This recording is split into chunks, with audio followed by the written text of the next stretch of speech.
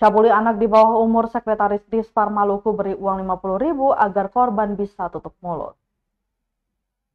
Sekretaris Dinas Pariwisata Provinsi Maluku, Salmin Saleh, diduga mencabuli AK, karyawan magang yang masih di bawah umur. Kakak kandung korban AS mengatakan, usai melancarkan aksi, Saleh memberikan uang senilai 50.000 kepada korban.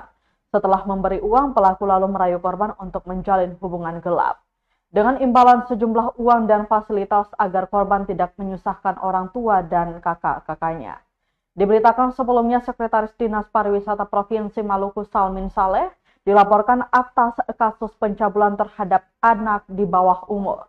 Pelaporan itu dilayangkan kakak kandung korban AS ke Mapolresta Pulau Ambon dan Pulau-Pulau Lease dengan nomor LP-B-327-9-2024-SPKT-Resta Ambon-Polda Maluku tertanggal 7 September 2024. Kepada tribunambon.com, AS mengungkapkan adiknya AK mendapat perlakuan kekerasan seksual dari terduga pelaku sekitar pukul 7 pagi di ruang kantor Dinas Pariwisata Provinsi Maluku Jumat 6 September 2024. Hingga berita ini diterbitkan, tribunambon.com berupaya menghubungi Sekretaris Dinas Pariwisata Provinsi Maluku, Salmin Saleh, namun dirinya tidak membalas pesan maupun menjawab telepon WhatsApp.